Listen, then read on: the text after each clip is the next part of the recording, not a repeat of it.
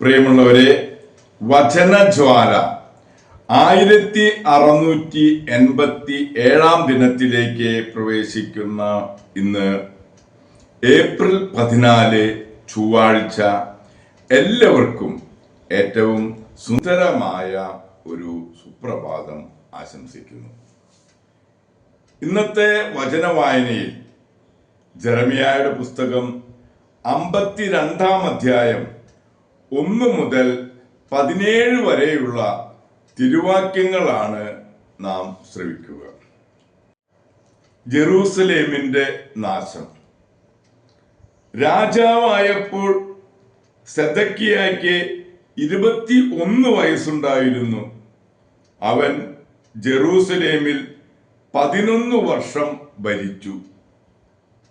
ലിബ്നായിലെ ജെറമിയായുടെ പുത്രി ഹമുത്താൽ ആയിരുന്നു അവരുടെ മാതാവ്. യഹോയാക്കിമിനെ പോലെ അവനും കർത്താവിന്റെ മുൻപിൽ തിന്മ ചെയ്തു. കർത്താവിന്റെ കോപം ജെറൂസലേമിന്റെയും യൂദയായുടെയും മേൽ നിപതിച്ചു. അവിടുന്ന് അവരെ തന്റെ സന്നിധിയിൽ നിന്ന് നിഷ്കാസനം ചെയ്തു. സെദക്കിയ ബാബിലോൺ രാജാവിനോട് കലഹിച്ചു.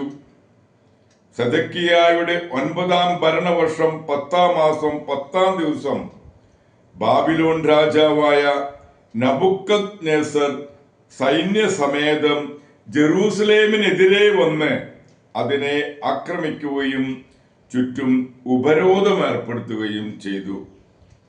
അവന്റെ 11-ാം ഭരണവർഷം വരെ ആ ഉപരോധം തുടർന്നു. 4-ാം മാസം 9-ാം ദിവസം നാട്ടിൽ ഭക്ഷണം തീർന്ന് ക്ഷാമം രൂക്ഷമായിരിക്കെ അവർ നഗരഭിത്തിയിൽ വിടവുണ്ടാക്കി. കൽദായർ നഗരം വളഞ്ഞിരുന്നു.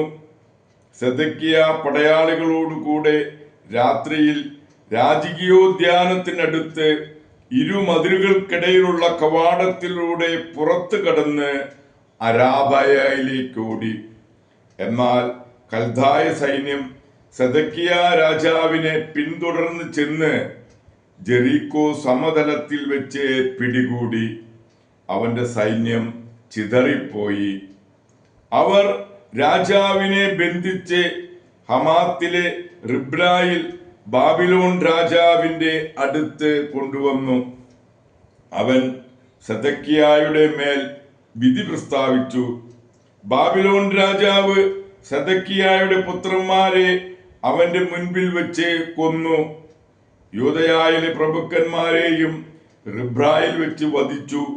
അവൻ സെദക്കിയായുടെ കണ്ണുകൾ ചുഴന്നെടുത്ത് അവനെ ചങ്ങലകൾ കൊണ്ട് ബന്ധിച്ച് ബാബിലോണിലേക്ക് കൊണ്ടുപോയി മരണം വരെ കാരാഗ്രഹത്തിൽ അടയ്ക്കുകയും ചെയ്തു. ദേവാലയം അഗ്നിക്കിരയാക്കുന്നു. 5-ാം മാസം 10-ാം ദിവസം ബാബിലോൺ രാജാവായ നബുക്കദ്നേസറിന്റെ 19-ാം ഭരണവർഷം നബുക്കദ്നേസറിന്റെ അംഗരക്ഷപ്രധാനിയായ നെബൂസരാദാൻ ജെറൂസലേമിൽ പ്രവേശിച്ചു. അവൻ കർത്താവിന്റെ ആലയവും രാജകൊട്ടാരവും മറ്റ് മാളികകളും അഗ്നിക്കിരയാക്കി. അവനോടൊപ്പമുണ്ടായിരുന്ന കൽദായ സൈന്യം ജെറൂസലേമിന് ചുറ്റുമുള്ള മതിലുകൾ തകർത്തു.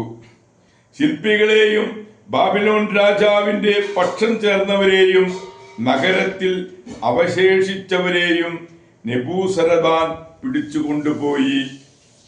അതിദരിദ്രരായ ചിലരെ മുന്തിരിത്തോപ്പ് സൂക്ഷിപ്പുകാരായും അവിടെ തന്നെ നിയമിച്ചു. കൽദായർ കർത്താവിന്റെ ഭവനത്തിലെ ഓട്ടുതൂണുകളും ഓടുകൊണ്ടുള്ള ജലസംഭരണിയും ഇടിച്ച് കഷണങ്ങളാക്കി ബാബിലോണിലേക്ക് കൊണ്ടുപോയി. ദൈവത്തിന്റെ തിരുവചനമാണ് നാം ശ്രവിച്ചത്. പ്രിയമുള്ളവരെ, ആഗോള കത്തോലിക്ക സഭയിൽ ഇന്ന് 3 രക്തസാക്ഷികളെ കൂടി അനുസ്മരിക്കുന്ന പൊൻസുദിനമാണ്. വിശുദ്ധ വലേരിയൻ, വിശുദ്ധ ടിബൂർത്തിയൂസ്, വിശുദ്ധ മാക്സിമോസ്. ഈ 3 രക്തസാക്ഷികളെയുമാണ് ഇന്ന് ആദരിക്കുന്നത്. വിശുദ്ധ സെസിലിയായ്ക്ക് വിവാഹ നിശ്ചയം കഴിഞ്ഞിരുന്ന വലേരിയനെ സെസിലി ക്രിസ്തു മതത്തിലേക്ക് മാനസാന്തരപ്പെടുത്തി. ഇരുവരും കൂടി സഹോദരൻ ടിബൂർത്തിയൂസിനെ മനസ്സ് തിരിച്ചു. ഇവരെ വധിക്കാൻ വന്ന ഉദ്യോഗസ്ഥനാണ് മാക്സിമൂസ്. ഈ രക്തസാക്ഷികളുടെ മാതൃക കണ്ട് ഇദ്ദേഹം ക്രിസ്ത്യാനിയാവുകയും ഉടനെ അദ്ദേഹത്തെയും രക്തസാക്ഷിത്വ മകുടം ചൂടിച്ചു. ഈ 3 രക്തസാക്ഷികളെയും അനുസ്മരിച്ചുകൊണ്ട് വിശുദ്ധ വലേരിയൻ, വിശുദ്ധ ടിബൂർത്തിയൂസ്, വിശുദ്ധ മാക്സിമൂസ്, ഈ 3 വിശുദ്ധ രക്തസാക്ഷികളെ അനുസ്മരിച്ചുകൊണ്ട് നമ്മൾ ഇന്നത്തെ ഈ നല്ല ദിവസത്തിലേക്ക് നമുക്ക് പ്രവേശിക്കാം. എല്ലാവർക്കും നല്ല ഒരു ചൊവ്വാഴ്ച ദിവസം ആശംസിക്കുന്നു. ദൈവം നമ്മെ ഓരോരുത്തരെയും സമൃദ്ധമായി അനുഗ്രഹിക്കട്ടെ.